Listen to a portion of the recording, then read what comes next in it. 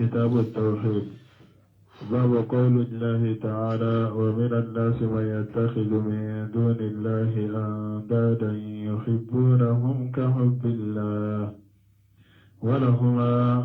عنه قال: قال رسول الله صلى الله عليه وسلم: ثلاث من كن فيه وجد بهن حلاوة الإيمان: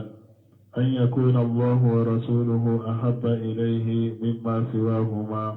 وأن يحب المرء لا يحبه إلا لله، وأن يكره أن يعود في الكفر بعد إذ أن أنقذ الله منه، كما يكره أن ينقذ في النار.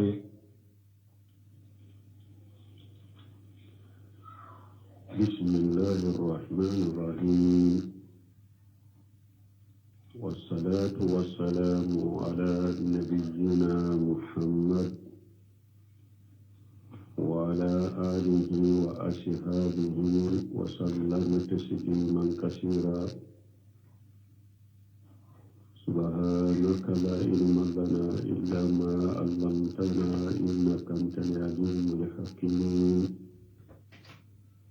أستغفر الله الذي لا إله إلا هو الحي القيوم وأتوب إليه.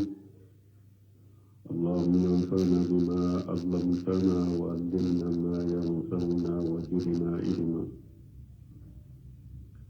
بي أرابا سوري هجرية بكلي أنك مناني أن بيناني أن ولون فلا شهر جمادى الآخر من هجرة سانكال وورنا بسوني أمغاني وورنا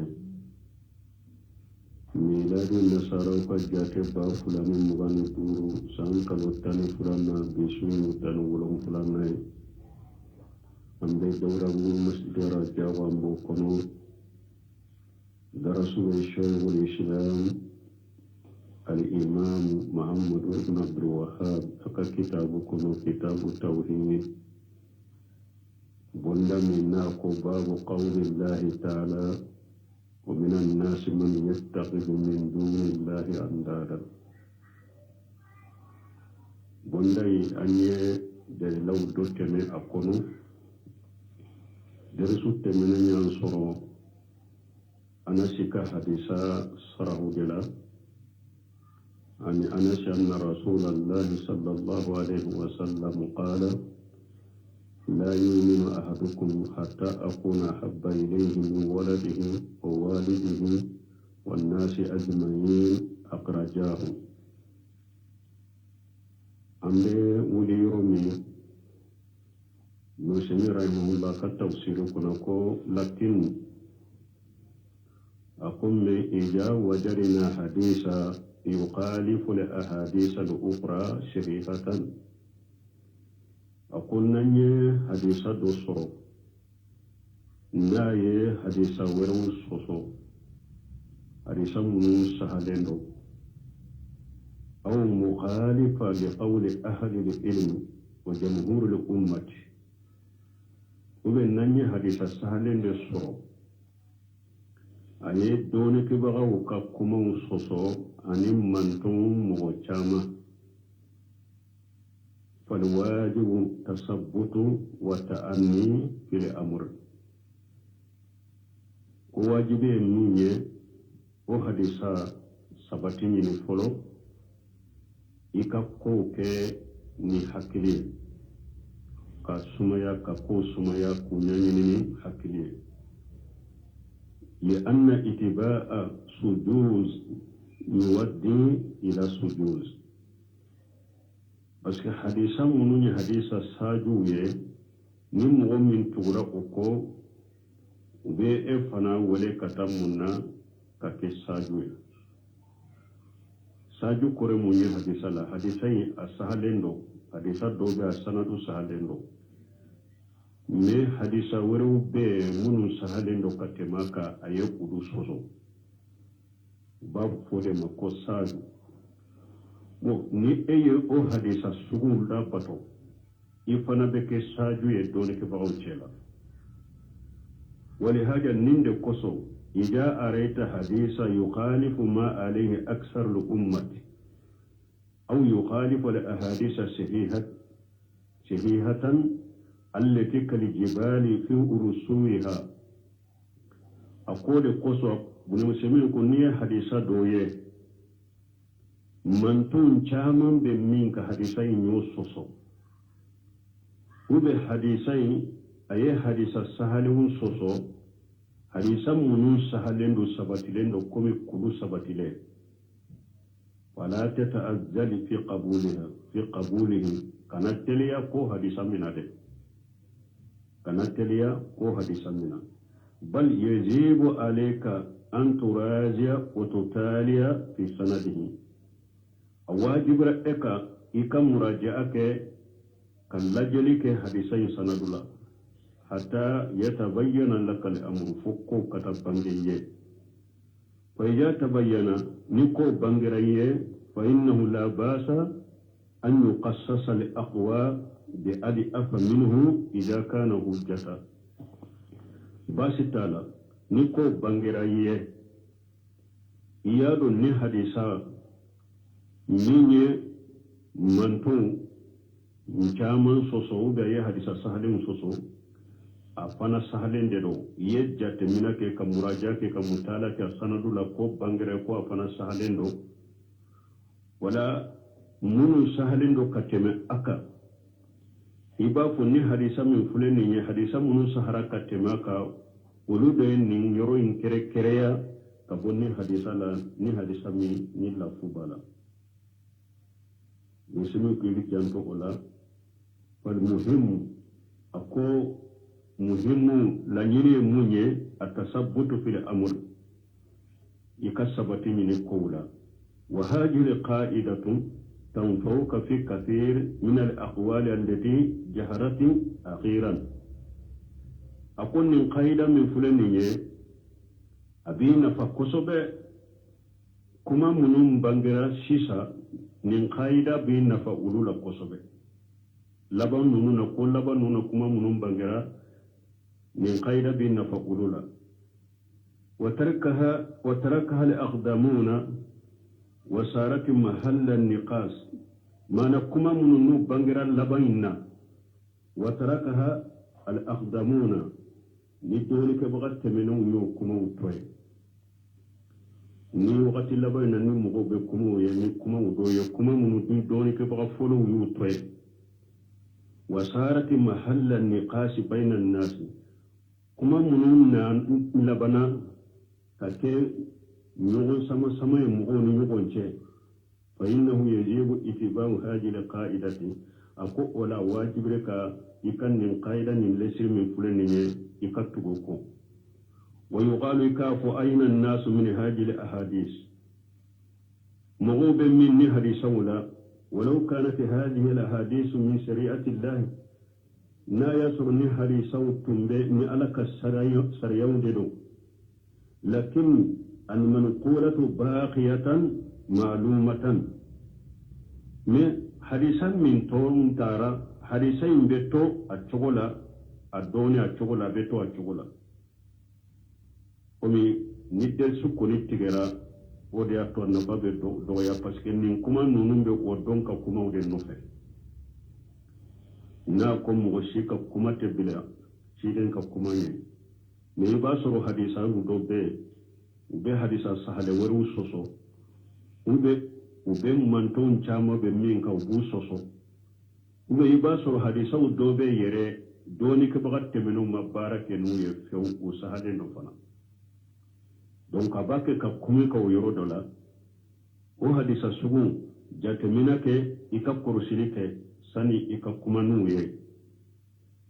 mislu ma zukira anna li insana aw ale kule ka misaliya defo o hadisa u chama misaliya be hadisa salun de do de me ba suru mantu mabarake nuye uyutoye manto muto e foi kama fana ibasro uye kodo de do ko nunu na naya ode ya to mabarake nuye no sunu ba misaliya do fo hadisa kele mislu ma dukira anna lil insana kum misalikla uyafo ko hada made ida lam tatif tawaf al ifadat قبل أن تغرب الشمس يوم العيد فإنه يعود مهرما فإن هذا الحديث أكو بافوكو هذا مدى معنى تواف الإفادة سلي بدو نيكا بلفلوك إبتا تواف منك تواف منك تواف الإفادة تواف مني إيجو جونسي دو بافوكو نيمو توافوك sani tile kabdi ni ma tawafuin ke ni tile mbinna ka sori ma tawafu ke ko ibe sage kan namu finu de takuraye ka tawafuin ta ako do bennin fo fa inna li hadisa min nana la fana abe kora ke katoma hadisa imbe abu dauda kono kitabul hajji باب الإفادة في الحج من حديث سلمة رضي الله عنه حديث أبو داود لكم أبي هيجو فيرمي وإن كان ظاهر سنده صحة هل نا يسرى كل حديثا ناك سند جاهر أبي السهل ديرا لكنه ضعيف وساج أقوم من حديثي لا فلندو حديثي نساجو إمانا ني حديثا سهل ورم منو سهل نكتما كانوا بورا يغوكو ولهذا لم يذكر أنه أمل به إلا رجل أو رجلين من التابعين أقول كسو ولهذا لم يذكر ما فكل مغشي بارك من حديثي كوتشي كله وبتشي فلا تابعين ولا وحديثا من داود كنو كل مغمي ما توافل لفادك سلي دو sani tile kabbi ibe sage kannamu finu de takuraye ako hadisa be akomme ko hadisa ko be min fo ko mo shima barake ni hadisa ni fo cekere ube cefula tabina wala wa illa fal ummatu ala khilafihi manton tobe ni hadisa ayemmi fo manton tobo otanadeka fa mislu hadhihi al ahadith min hadisa mu'una يجب أن يتحرى الإنسان فيها ويتثبت هذا ما دينك جات منك إني حديثنا يغنو لكسبه يكسبتني نقولا ولا نقول إنها لا يمكن أن تكون صحيحة أنت فلك فني حديث سهل ننتشك سهل أي أنت فلك مي إكسبتني حديثنا منا منتون تمنو يا توي mumba ka sanadu la donc ibe sabati nyino la folo o hadisa sugu be iba soro hadisa yin sahara me iba soro manto mabarake nay imma uya toy e bolo sanadu sahalendo me ulu ye defo do ala e to do ala a ube uya toy kodo do kama mabarake nay donc o hadisa sugu sani e ka foku ibe barake no ye folo jate mina ke kusobe ni yoro be an hakili jigi ahmad ibn hanbal ka kumala na ko ka kalandemma wayyaka an tatakallama fi masailati laysa laka fiha imamu akwa ka kalandemma kun bima ikana kuma masaila shila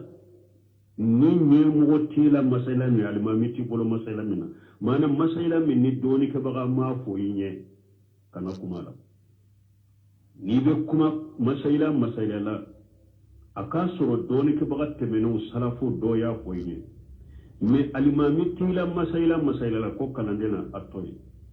donc wala hada maden ko koroshi hadisa do be ba soro hadisa e nye kora sanadu sadendo ni ba soro mantum temenu doni ke baw temenu mo shima barake noye wala e kana barake nay ni imamu ti bolo ala ko ye barake ni hadisa nye e ba toy iba soro munun temene ni uya toy illa do de kama etodo ube uya toy kodo de kama koni etodo me kana ko ko be barake no ko pasige hadisa do sahara do semu fule kanin qaida dima akko kuma laba munun be fo kuma munun be so dima dian laba ina sisa donc ni hada madon be ni ngon sosola ni mo fulaw makumuka akko ni nin qaida bi na fa wala kusobe ولا مناسبة هذا الحديث للباب ni hadisa don kunye munye ni bondala munasabatu hajali hadisi jahiratu ni hadisa don kunye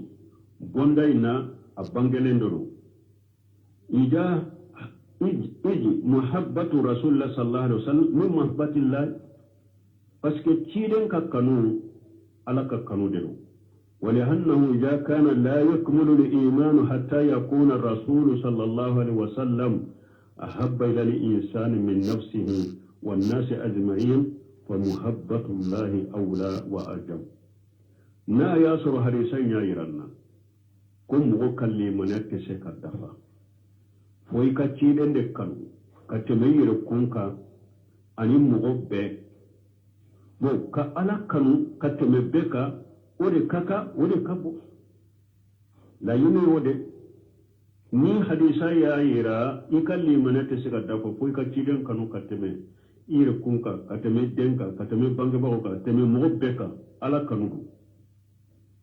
kanu de kaka kabila fembenye ala kanu de kabo fembenye hadisa indon kuye ninde bondaina qawluhu bi hadisa min kalananka qawluhu fi hadisi anas sani aw okal isra modeka أنا شكا حديث فلان من فلان ثلاث من كنا فيه ناكو كوسبا نوب مغمنا أي ثلاث خصال وكنا بمعنى وجدان فيه كنا كرموني ني كوسبا سرلا مغمنا ويراب ثلاث مبتدأ وجاز الابتداء بها لأنها مفيدة على حد قول ابن مالك ولا يجوز الابتداء بالتنكير ما لم تفيد وقوله من كنا فيه من شرطية وكنا أصلها كان فتكون فعلا ماديا ناشقا والنون اسمها وفيه خبرها قوله وجد بهن وجد فيل الماضي في محل جزم جواب الشرط والجملة من فيل الشرط وجوابه في محل الرفع خبر المبتدأ وقوله وجد بهن حلاوة الإيمان الباء لسببية وحلاوة مفعول وجد وحلاوة الإيمان ما يجده الإنسان في نفسه لمن يدعم يموني وحلاوة الإيمان لمن يدعم ما يجده الإنسان في نفسه وقلبه من الطمأنينة وراحة والانشراح لمن يدعم يموني هذا مدين به من سرو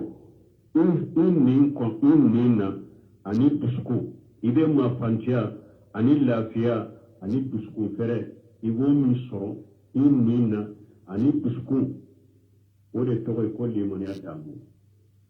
وليست مدركة باللؤاب والفم لمن يدامو ألتدوني داجي أتدوني داي كفو كود لو يبا دامو دوي كداجي دلا وبيبا دامو دوي دادلا لا ينتو يده فالمقصود بالحلاوة هنا الحلاوة القلبية لا ينمو لمن يدامو من دامو يبسكون دامو لinde بسكون دامو لinde بسكون ما فانتلي أني بسكون فريلة لا ينمو قدر القصلة الأولى دونك ناكو كوسبا فلو القصلة الأولى من القصال الواردة في الحديث كفلو كومننا كوسبا مننا حديثينا فلن يجمع قوله أن يكون الله ورسوله أحب إليه مما سواهما alana kachiden kake nu ulude kanunendo katima kateme ufulaka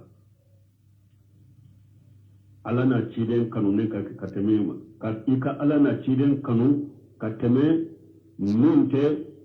alana kachidenye ika alana kachiden kanu oka folo yode الرسول محمد صلى الله عليه وسلم على كثير جملة محمد وكذا جميع الرسل تغيب محبتهم أبو تقولنا لا تيدهم به ciden be awajibra hada maden ka ciden be kan qawlu ahabba ilayhi mimma siwahuma na ko ukanunden kate katuma katime utanauka ay ahabba ilayhi min ad-dunya kullaha wa nafsihi wa waladihi wa walidihi wa zawjihi wa kullu shay siwahuma mana ika alana ciden kanu katime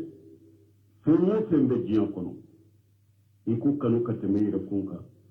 iku kanu katime donka iku kanu katime bangebawka iku kanu katime furmusoka wa kullu shay siwahuma ani fengo fenni ufulatanai iku kanu oka fa in qila nuko lima jaa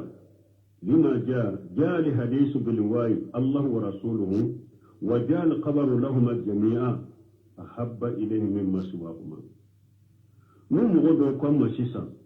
mun hadisain kono Allah wa rasuluhu ununna nani wawiye ko faranyon kani wawiye me kibariyalin nana kun fula bede fo ahabba ilayhi mimma siwahuma mana Allah wa rasuluhu wawu bilala ununyo onche ufo wakati me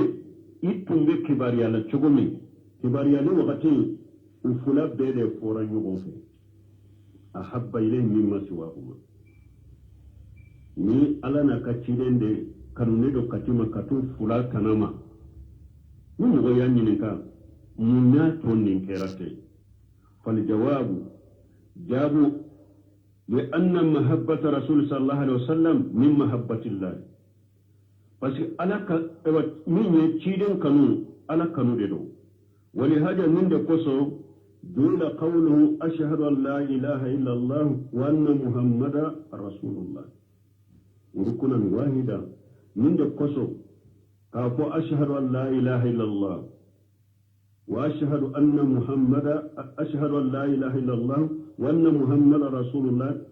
ركن واحد من دكوسو وكيرا جونسن كليه وكيرا جونسن كليه بس على كباتون نشيدن كباتون وبين كليه شيدن أو ني على دك شيدن على دك سريا بابولو ودياتو كشيرني على كلبانجاي كشيرني شيدن كشيرياي شيدن كشيدن وبكيرا جونسن كليه ولا ودياتو فنا كانوا فنا يرو على يوم وبيت كلني فسير كيرن كانوا على كانوا لأن الإخلاص لا يتم إلا بمتابعة التي جاءت عن طريق النبي صلى الله عليه وسلم بس هذا ما دين كدوسكم كلا ست سكات تيمي إبولا أبدا فو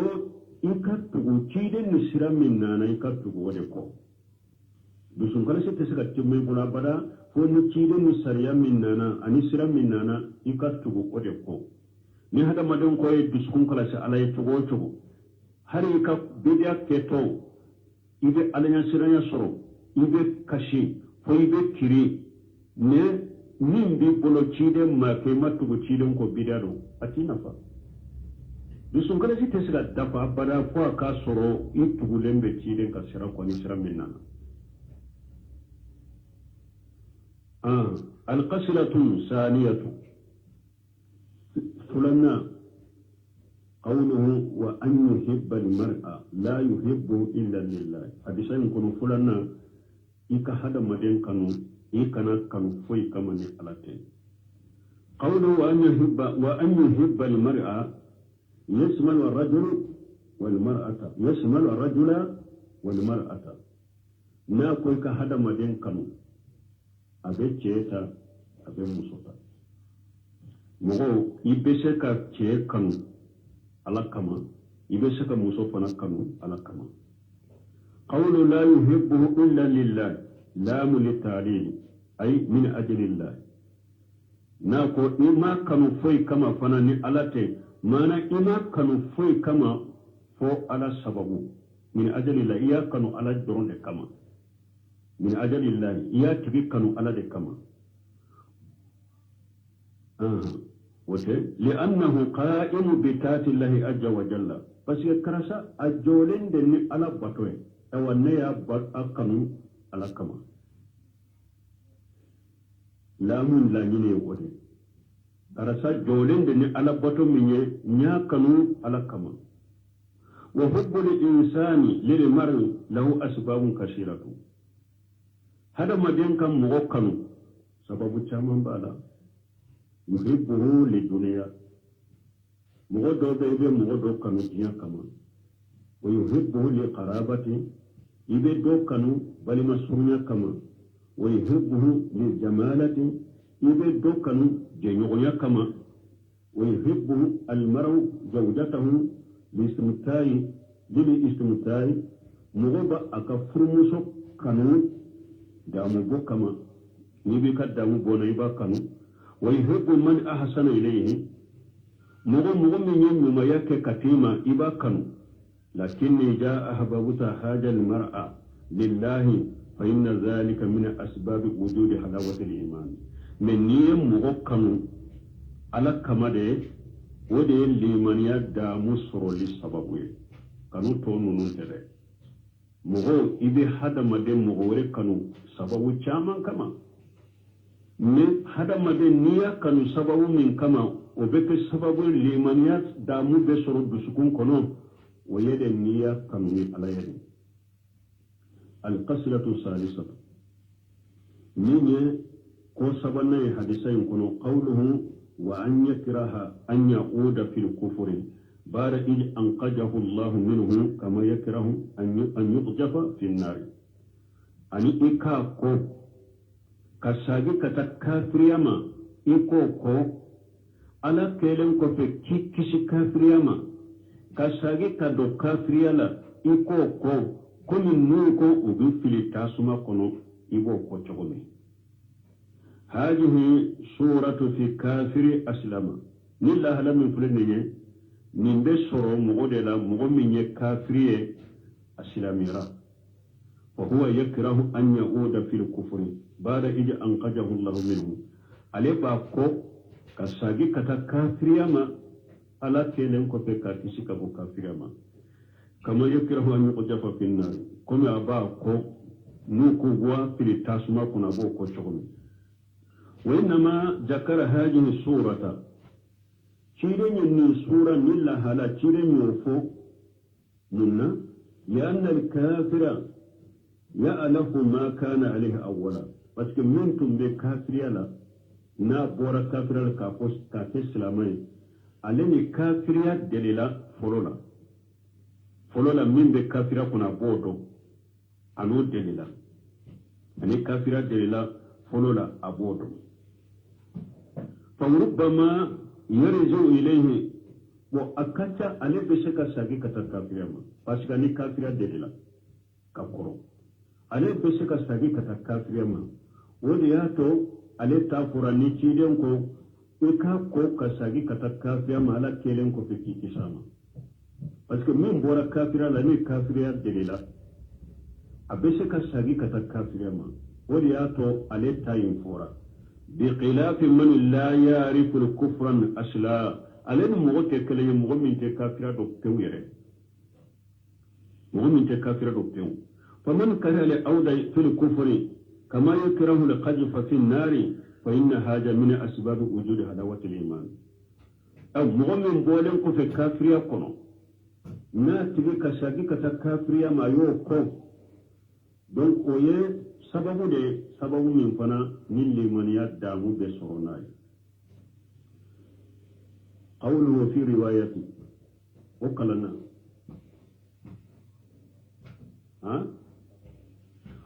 قوله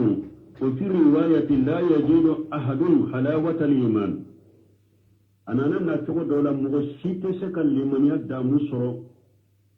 أتى المؤلف بهذه الرواية مؤلف ينمنا تقولنا تمنا لأن انتفاء وجدان حلاوة الإيمان بالنسبة للرواية الأولى عن طريق المفهوم بس لمن دامو جيني كابود بسكون كنو ودنا رواية فلنا ني حديثا مفهوم ده مفهوم ده باو يرانا مانا حديثا لفظ مكمناي مفهوم مانا أمبي حديثا أمبي أدوني حديثا لنيني ده وهذه عن طريق المنطوق من رواية من فلانية لمن يسرب بليات بسكون كنو وفوراني كما يردني حديثكم من لا يجير أحد حلاوة الإيمان مغشيت لمن يدى مصر حديث فلو رواية فلو عليكم تقولي ثلاث من كنا فيه وجد بهن حلاوة الإيمان نوبس كو سبا نوبي مغمنا يبلي من يدى مصر مفهوم يموني أم بمون فهم حديثكم نيكو سبا يمكن مغمنا يتجلي من يدى مصر donc ayte limaniya damu soro an ya do riwaye folo ina numa fuhumu de me riwaye folo na me folo ni alayya afo yerede usiru la yajiru ahadu halawata al-iman alakum na yerede mo site limaniya damu soro mantuqu yamin wa dalalatu al-mantuq aqwa min dalalati al-mafhum hadisakum nan minye udlila ukagri katme anye hemmin ta hadisa ka famula qawluhu naqo fi asr ibn abbas وعن ابن عباس قال من أحب في الله وأبغض في الله ووالى في الله وعادى في الله فإنما تنال ولاية الله بذلك ولن يجد عبد طعم الإيمان وإن كثرت صلاته وصومه حتى يكون كذلك وقد صار عامة مواخاة الناس على أمر الدنيا وذلك لا يجدي على أهله شيئا رواه ابن جرير.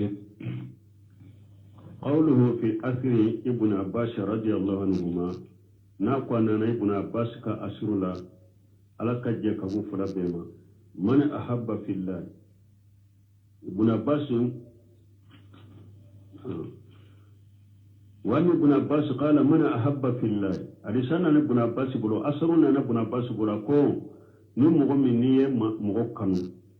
على قولا وأبغض في الله يمغكو على قولا ووالى في الله يمغبش نغنيا على قولا وآد في الله يمغكنيا على قولا فإنما تنال ولاية الله بذلك وهذا ما دم على يركب بشنو يسرني قده نينو ولن يزيد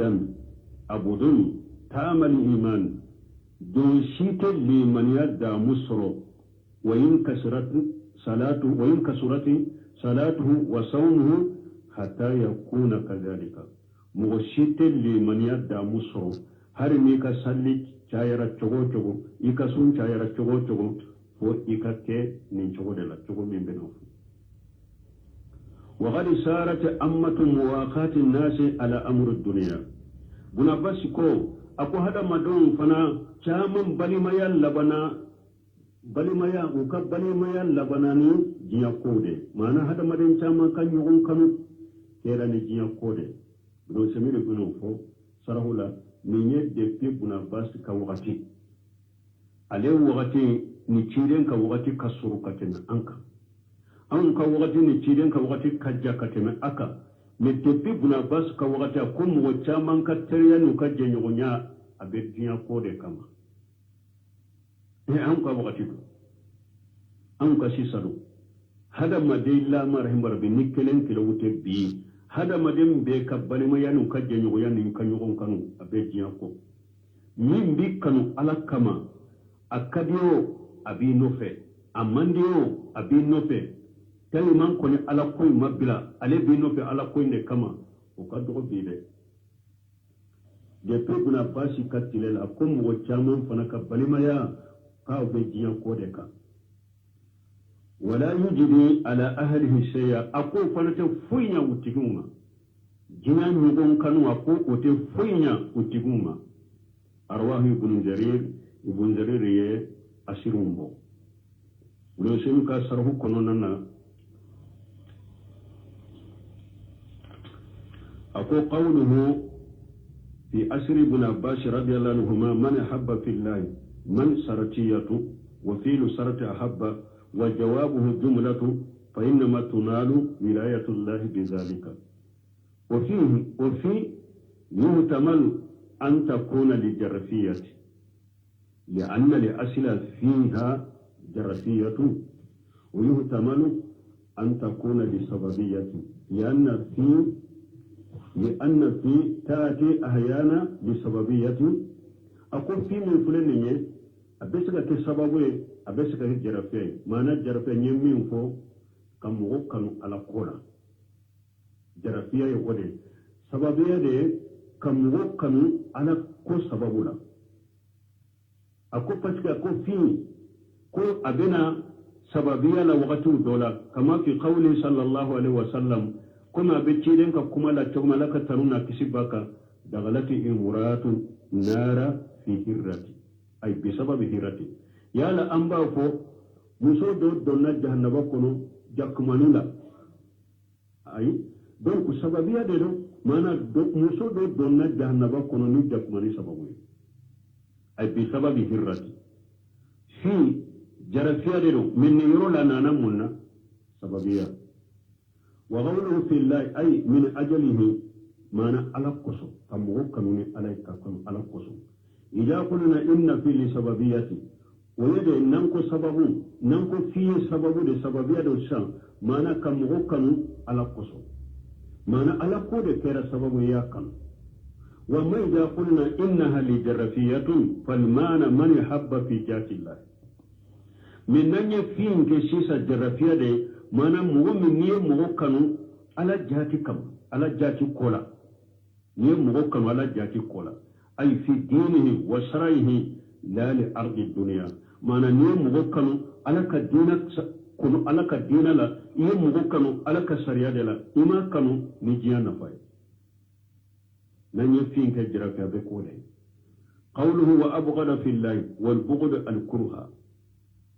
bughd yemunye ka fenko ay abu hada fi jati Allah ni mu'min yefenko ala jati kama fa idha ara man yashi Allah kariyahu ni mu'min ye abi ala soso inako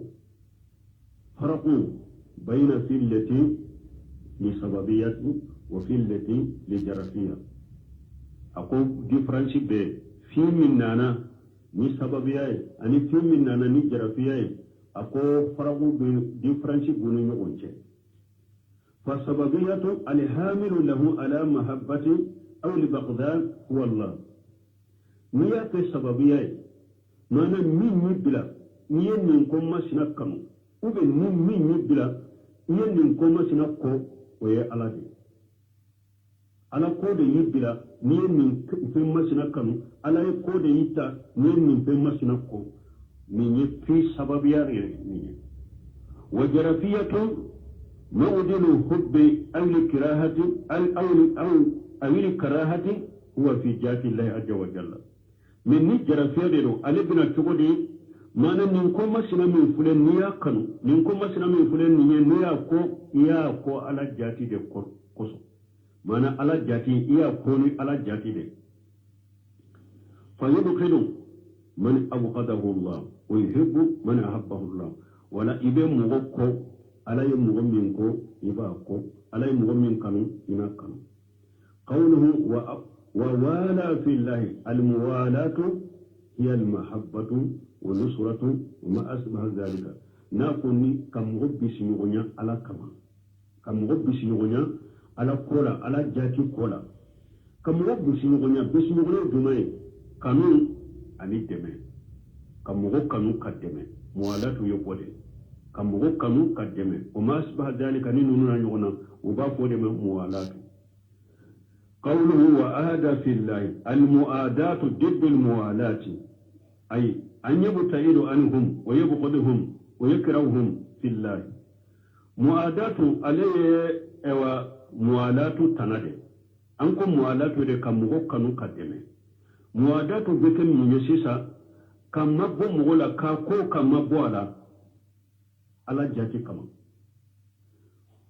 قوله فإنما تنال ولاية الله بذلك نبنا بس كو ألب بسيوغنيا بسرني قده. هذا جواب سرط سرطين جابو دي فلنيني أي يدرك الإنسان ولاية الله ويصل إليها هذا ما دم على كبس يغنى صرو يبس على كبس يغنى ما لأنه جال محبته وبغضه وولايته ومعادته لله بس إيكا كانوا أنيكا كونيا أنيكا بس يغنى أنيكا مغو إوا إوا فرن يغنى كونيا كما بوما يا بك على دي يا بك على دي ولياتو إذا على كبس يغنى صرو وقوله ولاية يزول في الواي وجهان نكو ولاية واو مكالانشو لها نفر بالا الفتح والكسر الولاية كواو كفتح بسكك كواو ككسر فنن الولاية وبسكك قيل معناهما واحد دون كباو كوكو فلا بمعنى يكلن وقيل بالفتح بمعنى النصرة دوكو أي أمانة كلن نيا كفتح الولاية ويدي على قدمه وبكت دمين قال تعالى ما لكم من ولاية من شيء وما لكم من ولاية من شيء نونت على قدمين كنا نفوي ونانا آيانا واو يموني ويرولا فتحا نونت على قدمين نفوي دونك دوكو نيا كفتحا يبكت دمين وبالكسر بمعنى الولاية على شيء نيا ككسر وبكره كبشنيغنيا كفندوك بشنيغنيا قوله بذلك الباو لسببية ناكو بذلك باو لسببية والمسار إليه الحب في الله والبغض في الله والمغالة فيه والمعادة فيه ناكو بذلك يجمع مانا كمغوكانو على كولا كمغوكو على كولا كمو بيسنيغنيا على كولا كمو كونيا كمو بوما على كولا على كبيسنيغنيا بسروني نونوني وهذا لأسر موقوف من أسر من فلان نيني موقوف روكو مانا موقوف كوري موني بنا باسا يريد كما ينيني نا يافو حديثات نيجيري يافو نبنا مسلمكو لكنه بمعنى المرفوع أقوم من حديثين بحديث مرفوع معنى دلا معنى حديثين بكم تشيرين ديافو منا لأن ترتيب الجزاء على العمل لا يكون إلا بالتوقيف إلا أن الأسرى ضعيف أقول بس إيوا برا إيوا سرني من فلان معنى سرني من فلان كفو بارا نونو كفه بارا نونو نفه بو كفو نير نمبارك ala be saranina ni hada madente se kan ni fo ni yere ni ni tawqifi do foy ka de la de sorola illa anna li asra da'if akum me hadisai asru min filaniye ko Allah fuleno fa mana li hadisi ko hadisan mana munye anna al insana la yajidu ta'mal iman wa halawatahu wa lajatahu hatta yakuna kadhalika ko hada madente suka limaniya da musu rabara foi ka kenin jogodela bon nono na nyogona mu ko ashru yedde ifuye munna sheikh muhammad bin wahab abin nono na nyogona do iba soro hadisai har na ya soro ewa ashru mawqufuro mana sahaleno amana sahaleno iba soro ayawna na amana la ube hadisa waruna na amana la أقول هذه شيء ما نيموني أن الإنسان لا يجد تام الإيمان وحلاوته ولجته حتى يكون كذلك وهذا مدل اتسك الإيمان دامو سرو دامو من بل الإيمان يلا اتسك سرو أنا دامو اتسك سرو فوي إكا كني تقوللا منافسة يتقول من فوق ولو كسرت صلاته وصومه هل ميكا صلي تايرك تقول كسون تايرك تقول وكيف يستطيع آكل فضل أن يمؤمن أن يولي أعداء الله من سمين قرأه مولا قد تقولي حكي ما أكو حكي ما بسكا كي تقولي كما من مؤمن لا أن يولي أعداء الله حكي ما كما من مؤمن لا يبسكا على جوب بسنونا تقولي حكي ما كما من مؤمن لا حكي ما يري مؤمن على جوب يبسكو كانوا تقولي كود جميع تقولي كود بسنونا تقولي كما من مؤمن تعالى فيرى أعداء الله يشركون به ويكفرون به إبه ألاك إوا دبوية أبي مشركة كني علي أبي كافر كني علي ويصفونه بالنقائص والعيوب أباك كلام ما أنكتو من ما أنكتو نغسلون أباك كألا إوا النغسل ما أنكتو من ليبوية ثم يوليهم ويحبهم وقلت أنا نونون كانوا أنا نونون بشنغنا كانوا وبسكة الحكيم ما قلت تقولي كما منا مؤمنين فهذا لو صلى وقام الليل كله وسام الدهر كله فإنه لا يمكن أن ينال طعم الإيمان مؤمن كلا هلاك لنية من تقول من سلرة تقوته نا يسوع بيجو عليه سوء نا يا بيجو عليه أيجينا بسوء فإنه لا يمكن أن ينال طعم الإيمان من تقول تسغى الإيمان هذا مصر إني بألا جولا أبي مشركة كني علي أبي كافرة كني علي أبي ألم من كتنين نغسل كوني علي أبي من كتنين لبوية أبو بسيوني أبو أكنو هل إني أي سوء بسالي أي جينا بسوء يتسكى الإيمان هذا مصر بسوء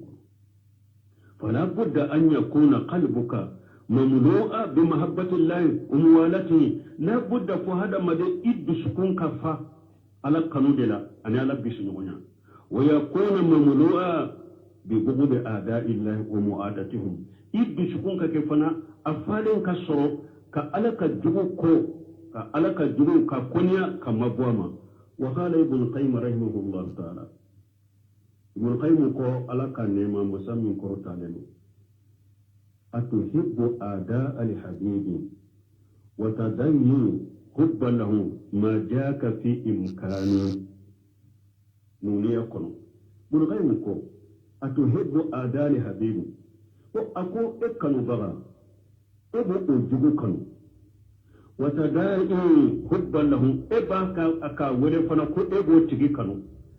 ما جاك في إمكانه تسكتي بلغيمكو تسكتي eko karasa kadi me karasa jugo fana kadi ba ke kako fana ne be karasa kadi ne o karasa jugo kadi buru kai mu ko te saka ken mu ya ko ni ko be karasa de fe o jugo te saka ko fe ibo ko de me ne be karasa jugo fana go fe buru kai mu ko te saka ke وقال الإمام أحمد رحمه الله الله أكبر إمام أحمد قال كنما إذا أريت النصرانية أخبر عيني كراهة أن أرى بعيني عدو الله أحمد بن حنبل كنا علي النصرانية قال بان يفلت توري كوباسكي علي باكو أكنا على جويه نانيا فلاي yintun da amara bun hambali man kutula ukone amara ye kumbora kare kono nasara kumbora abanya fula tugude puka teme ko ko ale ta fe anya fula kala ka tuguye sisa munu mudda mbe kada sunna ne kramo yano ni nasara be togode fonnu ye nyogon soro jama dala je yoro la seedi jambe ken nasara kede malede be sanfe silamu be seedi surumu al malaka hakin mandama donc hada madente sika ko kenne be karasafe o jugu ene o be donka bola ngalondo de ya kanu min fu ngalondo bun khaymu ko ate sika kede wori ato amara bun hambali ko naale yen nasara ye ko ale ba nya fula tugu parce que ko ale ba ko anya furaka alaka juguye haja alladhi yujibu ta'amal iman ni tigi min de belle monat da guso amma wali ya'idu billah do samuru ko amma ambe Allah tangani alladhi yara anna al-yahuda aw an-nasara ala din maradi wa maqbul inda Allah ba'da ba'sati nabi sallallahu alaihi wasallam huwa kharijun min al-islam do sumin ko amma ambe Allah tangani ala kan kisi abake kan na halam me fo akomme mugumi ale bolo yahudiya nasara ufana be dina de ka dina min ala be jenai ufana be dina me ka dina min ala ba mina ciden kofe akum mugo be ni la halala fa huwa khariju anil islam o tigla mo bole no islam ya yakunu mugo bolo ko yahuda fana be dina de la mugo bolo ko nasara fana be dina de la ube dina la dina me ala be jenai ube dina la dina me ala ba mina obi mugo bolo e bole no islam ya yakunu e kafiri mukajjibu bi qawli llahi awa iye ala ka kuma galon tigani kala de ala ka kuma iyo galon tigaya waye jumai waradaitu lakum al-islam ad-dina ala ko ne jena ni islam ad-dina de ako ke dina wore ne ma jeno ene ne jena ni islam ad-dina doronde o kate dina donc ni e ko yahudiya fana be dina de la nasara fana be dina de la iye ni aya galon tigaya ibora islamiya ko yenni aya galon tigaya wa qawlihi alaka kuma galon tigala tuguni inna dina inda allahi al-islam alako dina ne alafe min ye dina ye ni ne alabe abeni alafe ko dina do ni mugo min ye bato ke na nimbi sara wa islamiya drone donc ni mugo min ko yahudiya be dina de la nasara be dina de la alaba fana ka dina mina yenni aya galon tigaya ibora dina kono ibora islamiya kono yenni aya galon tigaya wa qawlihi ye alaka kuma fana galon tigaya tuguni wa man yabtaqi khayra al-islam dina falan yuqbala minhu wa huwa fil akhirati min al-khasirin alako mu'min islamiya dina tana mu'mina ko ke dina ni ala ta miliye awa atigla mo lagara mo perdele be farawlu de ka ni mugo min ye silamɛya diina tana i y'o de ɲini k'o kɛ diina ye ko i bɛ ne ala bato n'a ye ni ala tɛ o minɛ ye awa lahara i bɛ fara mɔgɔ pɛridilenw de kan ni mugo min ko yahudiya bɛ diina la nasara bɛ diina la i bɔra silamɛya kɔnɔ i ye nin aya fana nkalon tigɛya o de y'a to sheikh muhammadu bin abdulwahab nawaqidul islam ye kota belebeleba min fara ɲɔgɔn kan a y'a don a kɔnɔ من لم يكفر المشركين أو شك في كفرهم أو ظهر مذهبهم فهو كافر أقوم مغوم نيما مشرك كافريا يهودا النصارى نيمو كافريا وبي إسكرا كافريا لا أقوم يكون فنا كتابولين ككنا سهل لرو إيه فنا كافري ولكن سلكن الله أو بنو مسلمة كمان دبي ubolo yahudani nasara kun fana be dina de la ko kafiru te wodi ato hari bimbe basula sheikh salih ala sheikh akum munum ba ko yahudiya dina nasara dina islama dina ad-din samawiya akoy kanani ko ko saltala dina site dina kono islamiya te akoy kana ko yahudiya dina ma ko ad-din samawiya ko kana ko nasara dina ko ad-din samawiya ibe saka ko ali adiyani mutalifa ibe se ko fo mais dino samawiya ko sanfe dina min bora sanfe dugu kolo ka ceden ko fe o islamiya do ne sanfe dina wore sitte dina kono ne islamiya dina te ar mo be katawla mo ma fo ko dina kataw de la ko fo ya sina chama ngo kataw kuma fo la be mo bolo dina kataw tabuno kataw dina site dugu kolo kan ni islamiya dina te wakati bemben ni aya nunun refo inna dina inda allahi al-islam wa man yabtaghi ghayra al-islam dina fala yuqbala minhu wa huwa fil akhirati min al-khasirin wa raditu lakum al-islam ad-dina dina uti jiyan kono de dina klende be jiyan kono islamiya dina tobe dina chinyale abe kafriya dina kele wode be jiyan kono kele fulanna tabulo ke jiyan kono de tabulo kelende be jiyan kono ciden ka sunna wa anna hadha siratu mustaqima fattabi'uhu wa la tattabi'u subula fatafarraqa bikum an sabili tabulo fana ke jiyan kono tabulo kelende be jiyan kono ciden ka tasira sunna tabulo kele fa inna khayra al-hadisi kitabullah wa khayra al-hadi hadi muhammad sallallahu alaihi wasallam ciden yede de tumben ni ko min barika wakati be ako kuma be nyuma we alaka kuma de tabulo min kanyi katime tabulo be ko ye muhammadu ka tabulo de ciden ka sunna tabulo te jiyan kono ni ciden ka sunna te de e wa dina te jiyan kono de dina kelen de be jiyan kono tabulo kelen de be jiyan kono ciden ka sunna wani kasratul yahudi wan nasara bulus wati redan emina ko wani kasratul yahudi wan nasara bulus min ko yahuda u chayali koso anin nasara u sayali koso wal wasanina ani bori batolaw sara fi hadhihi al masailati qataru ala muslimin kun min masaila kiraddan zabay silamu ka kafoka wa asbaha kasir min an-nas mugo chaman de labanna ahlana sisa la yufarriqu bayna muslim wa kafir mugo chaman de labanna sisa wude silamani kafiri rebo nyona wala yadri anna khayra al-muslim adu'u lillahi azza wa jalla utado ko silamakana tumu fente silamai ko alaka jugude do mugo chaman to do bal huwa adu'u lahu aida bal mugo te silamai ala jugudo dorontere eyre jugudo tuguni mugo chamante nindo do tawni taala alaka kuma kusala min kortaleno ya ayyuhallazina amanu la tattakhidhu aduwwan wa aduwwakum awliya alakum mu'minun ni ala jugu ani awire jugu akanu mina ko kabbishi ni way wa hum adaa'u lana walau tajaharu bi sadaqati kafiru ye an jugude harin nu ye teriyade iranna ngalo an jugudo harin nu ye teriyade bila kene kanyede an jugude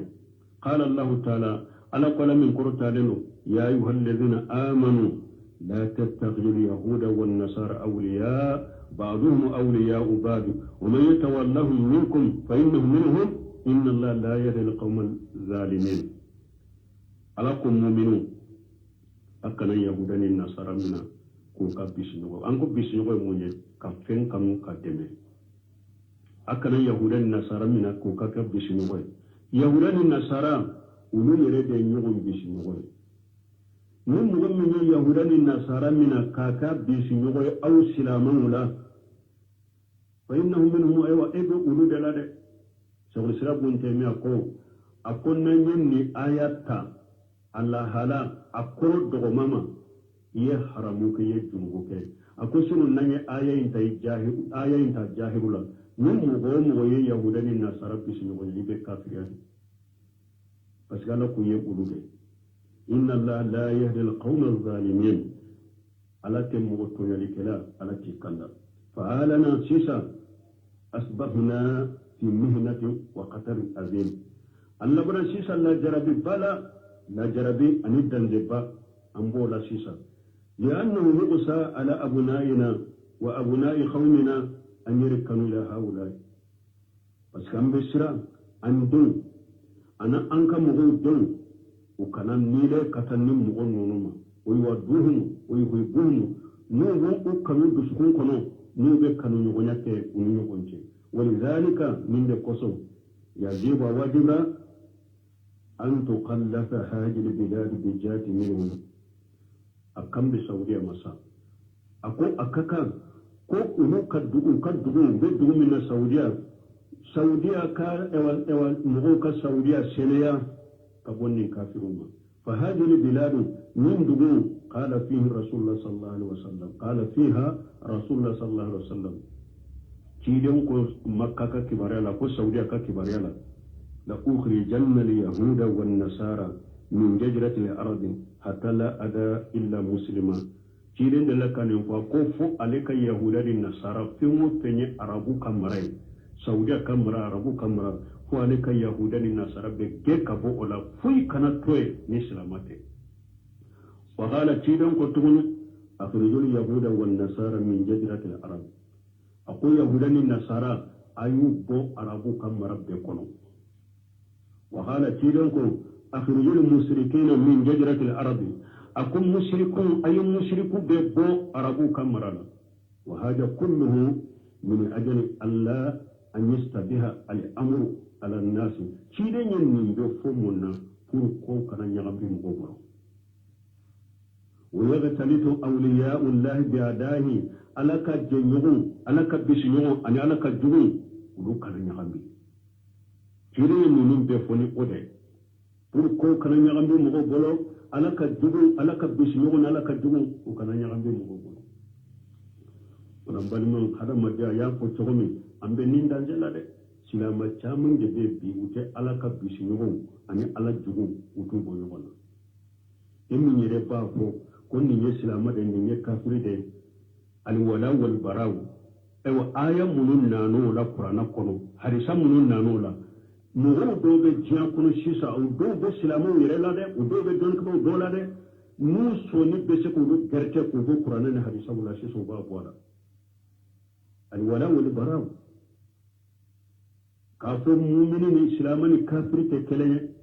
mumini ni munafiki tɛ kelen ye tawhiditigi ni muslimu tɛ kelen ye ko i bɛ ninnu faranfasiya ka bɔ ɲɔgɔn na ka silamɛw ni kafiriw bɔ ɲɔgɔn na k'u faranfasiya ka bɔ ɲɔgɔn na nin ye kafiri de mɔgɔ man ka nin kanu mɔgɔ man ka nin jɛɲɔgɔnya nin mɔgɔ man ka bisiɲɔgɔnya nin ye silama de i kan ka ninnu de bisiɲɔgɔnya mɔgɔ minnu bɛ ninnu fɔ bi u b'a fɔ olu de ma ko fitinamɔgɔw ani fana ko u b'a fɔ de ma ko dictateur